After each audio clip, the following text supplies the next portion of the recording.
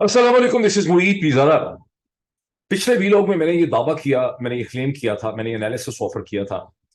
कि 24 अगस्त 2023 को former prime minister Pakistan Imran Khan साहब को रिहाई मिलेगी जमानत पे, और ये रिहाई उनको देनी पड़ेगी जमानत के ऊपर इस्लामाबाद हाई कोर्ट में। क्लेम मेरा ये था कि इसकी वजह ये होगी कि सुप्रीम कोर्ट पाकिस्तान ने एक स्टेज सेट कर दिया है, बांध दिया है इस्लामाबाद हाई कोर्ट को अपने शॉर्ट ऑर्डर की वजह से, जिसकी वजह से अब इस्लामाबाद हाई कोर्ट के पास कोई चारा नहीं है, कोई स्पेस नहीं है, और उन्हें ये जमानत देनी ही पड़ेगी। लेकिन साथ ही मैंने कहा था कि चूंकि सिस्टम जो है, इस्टेब्लिशमेंट और निजाम जो है, वो नहीं चाहता कि इमरान खान साहब को रिहाई मिले, इसलिए फौरी तौर पर 24 अगस्त को उनकी एक और केस में गिरफ्तारी होगी। और उसमें मैंने साइट किया था कि एंटी टेरर कोर्ट लाहौर ने पुलिस को ये अप्रूवल दे दिया है, इजाजत दे दी है कि इमरान खान साहब को सो कॉल्ड जो कोर कमांडर हाउस पे 9 मई को हमला हुआ, उस हवाले से उनकी इन्वेस्टिगेशन के लिए उनकी कस्टडी ली जा सकती है, उनको गिरफ्तार भी किया जा सकता है, उनको इन्वेस्टिगेशन भी उनकी हो सकती है। तो सामान पूरा तैयार है। और उसके अलावा और लोगों का तो जाहिर है ये एनालिसिस है कि साइफर केस जो है, जिसमें शाह महमूद कुरैशी साहब को 4 दिन का फिजिकल रिमांड उनका 3 दिन पहले लिया गया था, उसमें भी इमरान खान साहब को गिरफ्तार किया जा सकता है। तो लेकिन दोनों चीजें नहीं हुई, ना तो इमरान खान साहब को इस्लामाबाद हाई कोर्ट से रिहाई मिल सकी जमानत के ऊपर, ना ही इमरान खान साहब की किसी और केस में गिरफ्तारी के हवाले से कोई पेशरफ जो है वो हुई। हालांकि अटक जेल के अंदर होते होते भी कागजात में उनकी किसी और केस के अंदर, मुझे वकला ने बताया है कि गिरफ्तारी पड़ सकती है। लेकिन दोनों चीजें नहीं हुई। दोनों चीजें ना होने का क्या मतलब है? दोनों चीजें अगर नहीं हुई तो दोनों चीजें कहीं गई भी नहीं है, दोनों ही चीजें हवा में उसी तरह से लटक रही हैं। उनकी जमानत पे रिहाई भी मुमकिन है आने वाले 24 घंटों के अंदर, और उनकी गिरफ्तारी भी मुमकिन है आने वाले 24 घंटों के अंदर। इसकी डिटेल्स क्या है, इसका मैं बहुत डिटेल्ड एक एनालिसिस आपके सामने रखूंगा इस पूरी प्रोसीडिंग का। कुछ बुलेट पॉइंट्स अगर मैं कह दूं कि जाहिर है इस्लामाबाद हाई कोर्ट का जो पूरा आज एटीट्यूड था, उसमें लगता ये था कि वहां पर टाइम बाइंग की कोशिश की जा रही है, एक डिलेइंग टैक्टिक्स से। फॉर इंस्टेंस इसी चीज को देख लें कि इस्लामाबाद हाई कोर्ट की जो प्रोसीडिंग है, वो दिन में कहीं जाके 12:30 बजे के बाद शुरू होती, 12:45 के करीब शुरू होती। अब ये माना, वकला ये बताते हैं कि ये तो एक ट्रेडिशन और कन्वेंशन है, प्रोसीजर है कि जब हाई कोर्ट के अंदर पहले सिंगल बेंच पिटिशन लगती हैं, जो सिंगल जज साहब जिन पिटिशन को सुन रहे होते हैं, वो सुबह 8:30 बजे 9 बजे लगती हैं, 8 बजे के बाद ही लगना शुरू हो जाती हैं। और जो डिविजनल बेंच है जिसमें 2 जज साहिबान होते हैं, वो पिटिशंस बाद में लगती। लेकिन उसके बावजूद भी ये 11 बजे शुरू हो सकती थी, 11:15, 11:30, 11:45, 12, 12:15 शुरू हो सकती थी, लेकिन ये जाके कहीं 12:30 और 1:45 के दरमियान में ये प्रोसीडिंग जो है शुरू होती है। वक्त ही बड़ा थोड़ा रह जाता है। और उसके बाद जो इलेक्शन कमीशन पाकिस्तान के वकील थे जनाब अमजद परवेज साहब, उनकी पूरी कोशिश थी कि उनको बहुत ज्यादा वक्त मिले, इतना वक्त मिले कि तहद्दे कयामत हो इसके ऊपर जो है वो आर्गूमेंट करते रहे। और उन्होंने एक स्टेज के ऊपर जब उनसे चीफ जस्टिस आमिर फारूक साहब ने पूछा कि आपको इलेक्शन कमीशन ऑफ पाकिस्तान के बिहाफ पे आर्गुमेंट्स के लिए कितना वक्त चाहिए, तो उन्होंने कहा मुझे कम से कम 3 घंटे चाहिए, जिसके ऊपर अतीक खोसा साहब ऑलमोस्ट रो पड़े। और उन्होंने कहा कि मैंने कभी देखा नहीं जमानत के केस के अंदर कि इतनी लंबी एक ही वकील को 3 घंटे का वक्त मिले। और उसके बाद अमजद परवेज साहब ने इस्लामाबाद हाई कोर्ट की चीफ जस्टिस साहब से ये भी इस्तदा की कि आप अगर इसको एडजोन करते हैं तो आप ऐसा करें कि फ्राइडे को इसको एडजोन ना करें, यानी कल वाले दिन ना करें, बल्कि इसको मंडे के ऊपर लगाएं। उस पर इस्लामाबाद हाई कोर्ट के चीफ जस्टिस जनाब ऑनरेबल आमिर फारूक साहब ने उससे इतफाक नहीं किया। उन्होंने कहा कि गो डिविजनल बेंच, जो 2 मेंबर बेंच होते हैं, वो फ्राइडे को नहीं लगते। अदालतें वैसे काम पाकिस्तान में को बहुत ज्यादा नहीं करती, आप जरा गौर करें इस चीज पर। उन्होंने कहा डिविजनल बेंच नहीं लगते, लेकिन चलें हाथम ताई की कब्र पे लात मार के कल हम डिविजनल बेंच जो है वो सुबह 11 बजे लगा देंगे। तो अब ये मामला एडजोन हो गया है, और कल 11 बजे इसकी समाप्त होगी। और अभी भी इसकी बहुत तवक्को है कि कल कुछ ना कुछ रिलीफ जो है वो मिल सकती है। लेकिन इसके अंदर बहुत सी पेचीनियां हैं, कॉम्प्लेक्सिटीज हैं, बहुत सी पॉलिटिक्स है, और उसकी डिटेल और इन आर्गुमेंट्स की मैं आपसे अभी शेयर करता हूं, उसके बाद मैं उसका एनालिसिस भी दूंगा। लेकिन इससे पहले कि इसकी डिटेल्स पर मैं आऊं, तीन कम से कम या चार, तीन बड़ी डेवलपमेंट्स और हैं जिनका जिक्र करना जो है वो बहुत जरूरी है। एक डेवलपमेंट तो जेन में ही रखें कि एक दिन पहले प्रेसिडेंट ऑफ पाकिस्तान ने चीफ इलेक्शन कमिश्नर जनाब राजा सिकंदर सुल्तान को 23 अगस्त को उन्होंने इनको खत लिखा था, जिसमें उन्होंने कहा कि आज कल आप मुझसे मुलाकात करें। और ये खत प्रेसिडेंट ने लिखा था under article 224 and article 48/5 of the constitution of Pakistan, जिसके तहत प्रेसिडेंट ने कहा कि, और आइन बिल्कुल क्लियर है, बड़ा वाजे है, कि प्रेसिडेंट ऑफ पाकिस्तान की ये आईनी जिम्मेदारी है कि जब एक दफा असेंबली खत्म हो जाती है, असेंबली डिसॉल्व हो जाती है, और इस केस में असेंबली 9 अगस्त को डिसॉल्व हुई। और असेंबली की डिसॉल्व होने के बाद अंडर आर्टिकल 224 प्रेसिडेंट ने एक केयर टेकर कैबिनेट की मंजूरी दी, जो कैबिनेट आपके सामने आ चुकी है, प्राइम मिनिस्टर जनाब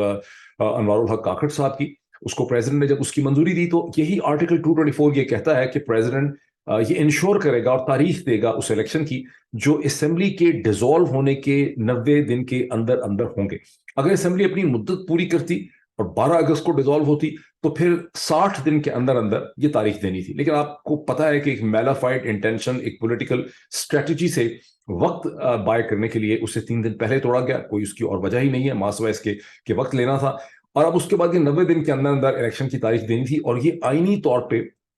प्रेसिडेंट ऑफ पाकिस्तान की ये जिम्मेदारी है article 224/1 of the constitution of Pakistan के तहत। और प्रेसिडेंट ने अपना ये एक्सरसाइज पावर जो खत लिखा उन्होंने चीफ इलेक्शन कमीशन को, ये उन्होंने article 48 of the constitution of Pakistan के तहत लिखा। अब मैंने कल ही आपसे ये कहा था कि चीफ इलेक्शन कमिश्नर जो हैं वो प्रेसिडेंट से गुरेज करेंगे, वो उनसे मुलाकात नहीं करेंगे। और वही सूरत हाल हुई। और मैंने ये भी कहा था कि प्रेसिडेंट से बचने के लिए, प्रेसिडेंट की सवाबीर को कमजोर करने के लिए इलेक्शन एक्ट 2017 के अंदर अमेंडमेंट्स की गई हैं और इलेक्शन कमिश्नर जो हैं वो उसी का सहारा लेंगे। लेकिन अब जो हुआ, चीफ इलेक्शन कमिश्नर ने उसका एक बहुत लंबा चौड़ा जवाब दिया जिसमें उन्होंने कहा कि चूंकि इलेक्शन एक्ट 2017 के अंदर अमेंडमेंट्स हो चुकी हैं and section 57 of the election act 2017 चूंकि अमेंड हो गया है, अब मैं नहीं समझता, हम नहीं समझते, इलेक्शन कमीशन नहीं समझता कि प्रेसिडेंट से इस मौके के ऊपर, वैसे हम प्रेसिडेंट की रिस्पेक्ट बहुत करते हैं, दिलो जान से प्रेसिडेंट से मोहब्बत करते हैं, लेकिन प्रेसिडेंट से इस मौके ऊपर इलेक्शन की डेट के ऊपर कॉन्फेबुलेशन करने का या कॉन्फ्रेंस करने का, ये मिलने का कोई हमें तुक या फायदा जो है वो नजर नहीं आता। ज़ाहिर है कि एक टका सा जवाब उन्होंने दे दिया है जिसकी पहले से उन्होंने प्रिपरेशन की भी थी। अच्छा, जहन में ये रखिए कि अभी तो ये कह रहे हैं कि section 57 of the election act 2017 amend हो गया और हमें प्रेसिडेंट से इस हवाले से, डेट के हवाले से कोई मुलाकात करने की जरूरत नहीं है। लेकिन याद रखिए कि फरवरी 2023 में प्रेसिडेंट ऑफ पाकिस्तान जनाब डॉक्टर आरिफ अलवी साहब ने खैबर पख्तूनख्वा और पंजाब में 9 अप्रैल की इलेक्शन की तारीख उन्होंने दी थी अपनी सवाबदीद इस्तेमाल करते हुए, as per 224 of the constitution, as per 48/5 of the constitution. और उस वक्त भी उनको नहीं माना गया था। उस वक्त और किस्म के बहाने बना लिए थे कि प्रेसिडेंट कौन होता है, कैसे दे सकता है, ये आईनी नहीं है, वो गैर आईनी नहीं है, आईन में ये भी लिखा है, वो भी लिखा है, सुप्रीम कोर्ट ने लिखा है। तो उस वक्त भी नहीं उसको माना गया था और अब भी इस चीज को नहीं माना गया। जब किसी सिस्टम के अंदर किसी चीज को नहीं मानना, अल्टीमेट जो सिस्टम की जो विल होती है वो डिपेंड करती है बैलेंस ऑफ पावर के ऊपर। बैलेंस ऑफ पावर को अगर आप लोग समझ जाएं, और पाकिस्तान में लोगों ने समझा होता, और खास करके पाकिस्तान में इमरान खान साहब ने समझा होता कि बैलेंस ऑफ पावर चीज होती क्या है, तो चीजें बहुत ज्यादा मुख्तलिफ हो सकती थी। तो डिसीजंस अल्टीमेटली किसी भी सिस्टम के अंदर बैलेंस ऑफ पावर के ऊपर होते हैं। अब प्रेसिडेंट ने उसके जवाब में क्या किया? प्रेसिडेंट ने, प्रेसिडेंसी से ट्वीट हुआ है कि प्रेसिडेंट ने ministry of law and justice की इसके ऊपर ओपिनियन ले ली है, क्योंकि ministry of law and justice को भी इस वक्त मेरा ख्याल है मिनिस्टर ऑफ लॉ इंटीरियर तो सरफराज बुख्ती साहब है, और minister of law and justice ने भी वही ओपिनियन देनी है जो कि सिस्टम और निजाम चाहेगा। Once again it's a matter of the balance of power and the centre of gravity. Ultimately ये मामला फिर जाएगा सुप्रीम कोर्ट ऑफ पाकिस्तान के पास। जैसा कि असर सदीक साहब जो लंदन से मुख्तलिफ किस्म के वीडियो कमेंट करते हैं, उन्होंने अपने एक मुख्तसर वीडियो कमेंट में ये समझाया है, वो खुद भी इस हवाले से पिटिशन वाला जो है वो कर रहे हैं, क्या supreme court of Pakistan election के प्रोसेस को कोई धक्का लगा सकेगी? वंस अगेन लगा सकेगी, ये नहीं लगा सकेगी, इसका ताल्लुक बैलेंस ऑफ पावर से है कि सिस्टम में उस वक्त जब सुप्रीम कोर्ट के सामने चीज आएगी तो बैलेंस ऑफ पावर कहाँ खड़ा होगा। अब जहन में ये रखिए कि इस वक्त 25 अगस्त का आगाज हो जाएगा फ्राइडे के दिन, और चीफ जस्टिस ऑफ पाकिस्तान जनाब ऑनरेबल उमर अता बंदयाल साहब को 16 सितंबर को रिटायर होना है, और मेरा ख्याल 16 या 17 सितंबर को काजी फायज ईसा साहब ने एज चीफ जस्टिस, जिस वक्त सीनियर प्यूनी जज हैं, उन्होंने टेक ओवर करना है। अब बहुत जल्दी आप ये आर्गुमेंट सुनने लग जाएंगे नवाज शरीफ साहब की तरफ से, पीएमएलएन की तरफ से और बहुत से लोगों की तरफ से कि भाई चीफ जस्टिस तो अब जा रहे हैं, अब उनको कोई और केस लेने ही नहीं चाहिए, क्योंकि उन्होंने तो 10 दिन में चले जाना है, उन्होंने तो 15 दिन में चले जाना है, वर्किंग दिन तो हफ्ते में 5 होते हैं, तो 2 हफ्ते रह गए हैं, 2.5 हफ्ते रह गए हैं, टोटल उनके 10-12 अगर वर्किंग दिन रह गए हैं, तो वो बड़े बड़े फैसले क्यों कर रहे हैं, बड़े बड़े केसेस क्यों सुन रहे हैं, ये तो एथिकली ठीक नहीं है, ये तो कानूनी तौर पर ठीक नहीं है, फलां जमाने में ये हुआ था। तो आप एक्सपेक्ट करें कि बहुत जल्दी ये आर्गुमेंट जो है शुरू हो जाएंगे। जहां मैंने इन आर्गुमेंट्स का जिक्र किया वहां ये माइंड में रखिए कि नवाज शरीफ साहब ने गुज़िश्ता 24 घंटे में जब सुप्रीम कोर्ट पाकिस्तान ने अपना को शॉर्ट ऑर्डर लिखा, जिसमें उन्होंने ये लिखा था कि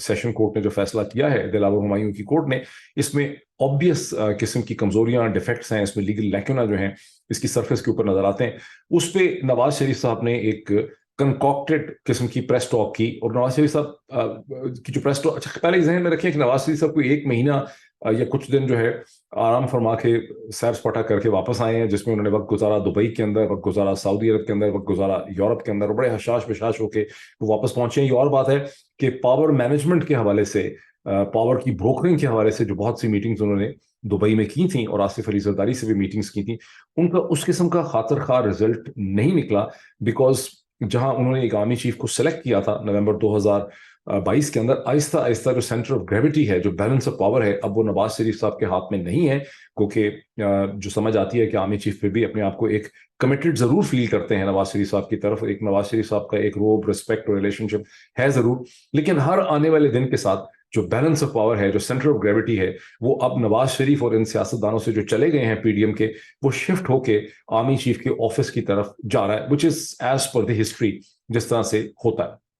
बहरहाल नवाज शरीफ साहब ने एक प्रेस टॉक करवाई जिसमें उनका तरीका यह है कि उनसे कोई सवाल पूछता है और उनसे किसी ने सवाल पूछा कि तो सुप्रीम कोर्ट पाकिस्तान तो बड़ा जुल्म कर रही है, बड़ा सख्त कर रही है, ये क्या कर रही है, इमरान खान को रिलीफ दे रही है। उसमें नवाज शरीफ साहब फट पड़े और उन्होंने कहा कि मेरे जमाने में साकिब नसार साहब और बाकी जितने भी जस्टिस थे उन सब ने मिलकर मेरा इस्तेहसाल किया, मुझे सजा दिलाई, वो सब मेरे खिलाफ इकट्ठे हुए थे, और अब ये चीफ जस्टिस हैं उमर अता बंदयाल और एजाजुल एहसन वगैरह, ये जब अब इमरान खान को से इनको बहुत हमदर्दी है और ये इमरान खान को रिलीफ दिलाने की कोशिश कर रहे हैं। सिर्फ नवाज शरीफ साहब ने लंदन से सुप्रीम कोर्ट ऑफ पाकिस्तान पे ये अटैक नहीं किया, बल्कि पाकिस्तान बार काउंसिल जिसका झुकाव बहुत पीएमएलएन की तरफ है, समझा जाता है कि उनको पीएमएल के साथ उनका अच्छा रिलेशनशिप है, उन्होंने भी इस हवाले से सुप्रीम कोर्ट के हवाले से एक स्टेटमेंट इशू की, बहुत लंबी चौड़ी, जिसमें उन्होंने कहा कि सुप्रीम कोर्ट ने जो शॉर्ट ऑर्डर में एक डिससेटिस्फेक्शन का इजहार किया है सेशन कोर्ट के फैसले से, वो सुप्रीम कोर्ट का बनता नहीं है, ये बड़ा इलीगल है, अनकॉन्स्टिट्यूशनल है, अनएथिकल है, और अगर एक और कोर्ट के बारे में सुप्रीम कोर्ट ऐसा करेगी तो फिर हाई कोर्ट्स और सेशन कोर्ट जो हैं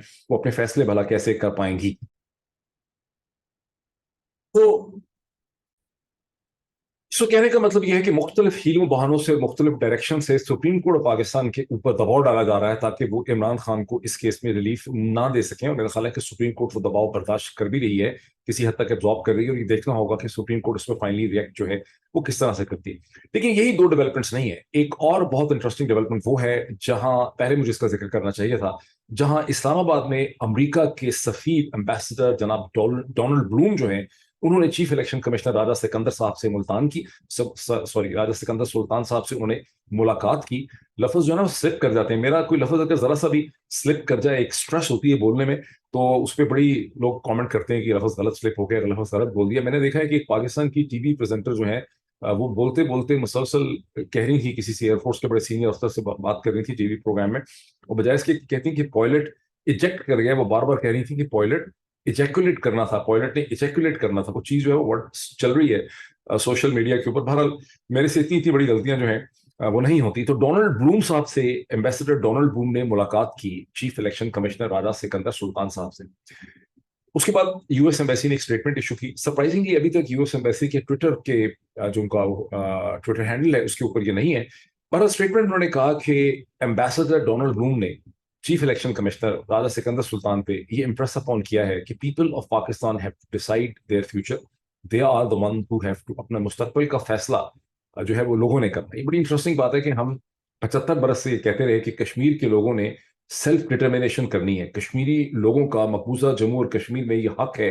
कि वो अपने अपनी तकदीर का फैसला करें, अपनी मुकद्दर का फैसला करें, सेल्फ डिटर्मिनेशन करें। और बात है कि पाकिस्तान के लोगों को सेल्फ डिटर्मिनेशन करने का हक जो है पाकिस्तान किया इंतजामी ढांचा जो है उनको नहीं देता। बहरहाल अमेरिका के सफीर ने कहा कि पाकिस्तान के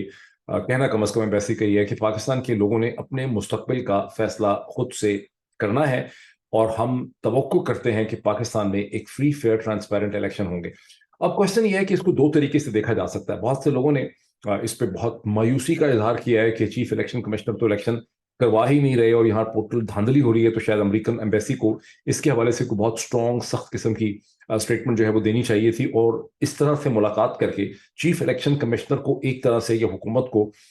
अमेरिकन एम्बेसी ने सपोर्ट प्रोवाइड किया। लेकिन इसको देखने का एक दूसरा भी तरीका और जाविया है, और वो ये है कि ये वही एम्बेसडर डोनाल्ड ब्लूम है जिन्हें कई महीने पहले, आप कह लें मार्च अप्रैल में, ये कन्वे किया गया था, जिस वक्त पंजाब और खैबर पख्तूनख्वा की इलेक्शन और असम्बलियाँ टूटी थीं और खप पड़ी हुई थी, चूंकि अमेरिकन हुकूमत और निज़ाम के लिए पंजाब और खैबर पख्तूनख्वा के इलेक्शन कोई बहुत इंपॉर्टेंट नहीं थे। उस वक्त जो हमारी अंडरस्टैंडिंग है कि अमेरिकन एम्बेसडर डोनाल्ड ब्रून को पाकिस्तान के मुक़्तदर हलकों की तरफ से ये कहा गया था कि इलेक्शन अक्टूबर 2023 के अंदर हो जाएंगे, और एम्बेसडर ने फेथफुली बहुत से और लोगों को ये बात बताई,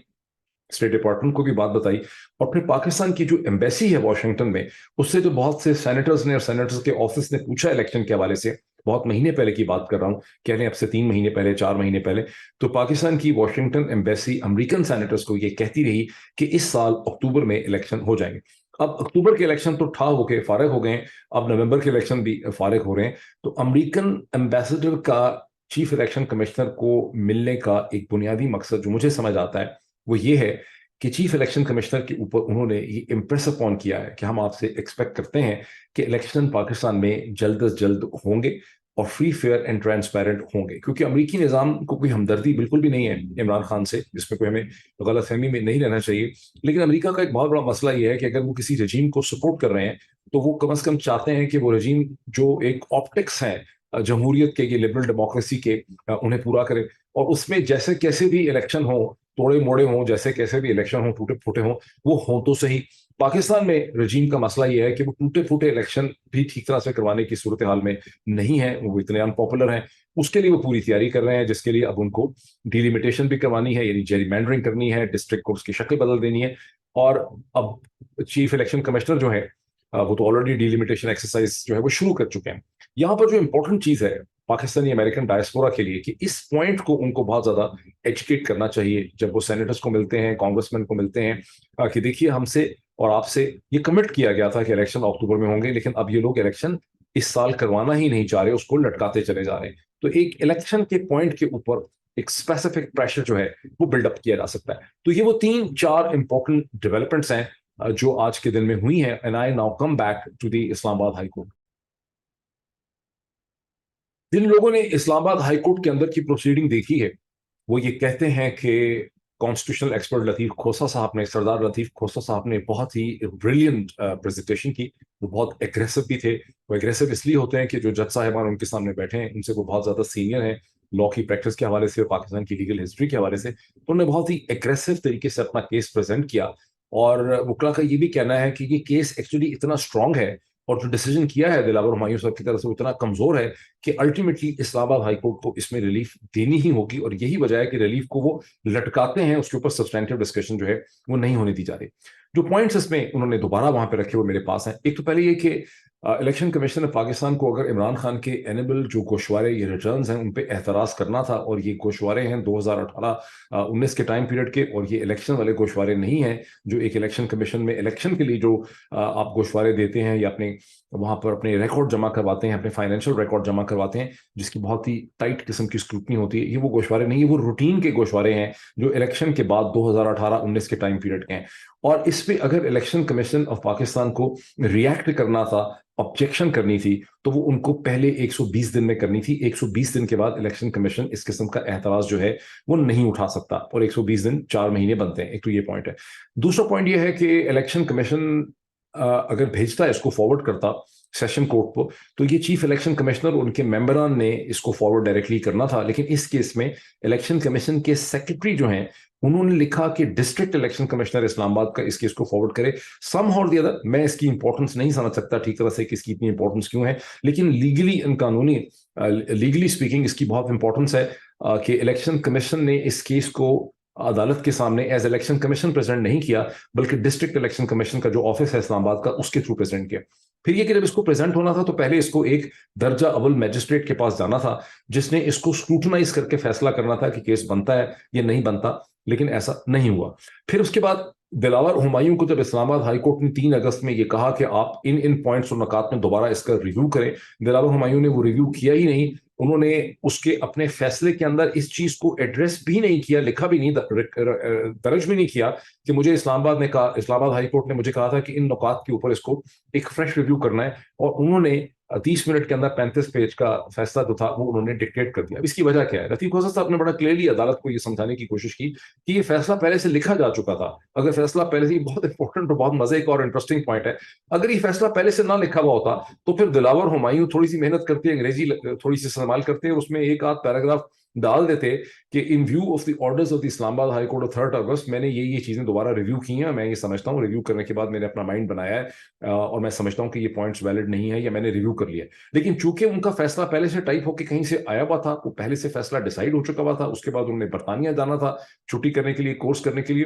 तो उन्होंने वही फैसला जो है वो वहां पे डिक्टेट करवा दिया जो उनके पास कहीं से आया था। और ये आप सब और हम सब समझते हैं कि फैसला उनके पास कहां से आया था और पूरे मुल्क में अंग्रेजी की 2-4 लाइनें लिखता भी कौन है, ये भी हमें बड़ी अच्छी तरह से इसका अंदाजा है। तो ये भी उन्होंने पॉइंट बहुत अच्छी तरह से वहां बताया। फिर उन्होंने कहा कि इमरान खान के जो विटनेसेस और एविडेंसेस थे, जो अकाउंटेंट्स थे, जो टैक्स के मामला पे उनकी चार्टर्ड अकाउंटेंट थे, उनको नहीं सुना गया, उनको जो दिलावर हुमायूं की अदालत ने उनको डिसमिस कर दिया। और फिर ये कि इलेक्शन कमीशन ने अपने भी कोई विटनेसेस और एविडेंसेस जो हैं वो जाके अदालत के सामने प्रेजेंट नहीं किए। और इसी किस्म के कुछ और भी उनके पॉइंट्स हैं जो उन्होंने अदालत के सामने जो है वो पेश किए। इसका नेट रिजल्ट ये निकला कि अमजद परवेज साहब ने कहा कि मुझे बहुत वक्त चाहिए, मैं आज अपने आर्गुमेंट्स कंप्लीट नहीं कर सकता, और मामला अगले दिन के ऊपर जाके खत्म हो गया। लेकिन जब ये सारा यहां पर ये कोर्ट ड्रामा हो रहा था तो सुप्रीम कोर्ट पाकिस्तान के अंदर दूसरा ड्रामा हो रहा था, जहां इमरान खान के वकला ने बहुत इंसिस्ट किया कि हमें आपसे कंप्लीट जस्टिस चाहिए। उन्होंने एक सीएमए वहां पे इंट्रोड्यूस की है जो सहारा लेती है under article 187 of the constitution of Pakistan. अब article 187 of the constitution of Pakistan क्या कहता है? आर्टिकल 187 जो है वो ये कहता है कि supreme court of Pakistan empowered है कि वो कंप्लीट जस्टिस कर सके, मुकम्मल इंसाफ करे। मुकम्मल इंसाफ का मतलब है कि सुप्रीम कोर्ट को ये पावर दे दी गई है कि अगर उसको लगे कि कोई हाई कोर्ट, कोई डिस्ट्रिक्ट कोर्ट, कोई सेशन कोर्ट, कोई फोरम जो है वो मुकम्मल इंसाफ नहीं कर रहा, तो सुप्रीम कोर्ट जो है उसके हवाले से अहकाम दे और मुकम्मल इंसाफ प्रोवाइड करे। अब ये बड़ी एब्स्ट्रैक्ट किस्म की बात लगती है कि इसकी जो उन्होंने सीएमए डाली, इसका मतलब क्या है? इसका मतलब कहने में ये कि वो कह रहे हैं कि अगर और केसेस में हमसे नाइंसाफी हो रही है, यानी हमारा क्लाइंट यहाँ से बाहर निकलता है, उसको हाई कोर्ट की सुप्रीम कोर्ट रिलीफ देती है और उसको किसी और केस में पकड़ लिया जाता है, धर लिया जाता है, तो ये मुकम्मल इंसाफ नहीं है, यहाँ पर एक इंसाफ के नाम पे मजाक हो रहा है। इसलिए सुप्रीम कोर्ट अपनी पावर्स को यूज करे। अब सुप्रीम कोर्ट इसको करती है या नहीं करती, लेकिन सुप्रीम कोर्ट ने अपना जो शॉर्ट ऑर्डर लिखा है 24 अगस्त का, उसमें सुप्रीम कोर्ट ने अटॉर्नी जनरल ऑफ पाकिस्तान को ये पाबंद किया है, एजी को ये पाबंद किया है कि इमरान खान को किस किस्म की फैसिलिटीज मिल रही हैं अटक जेल में, उसके हवाले से 28 तारीख को यानी मंडे के दिन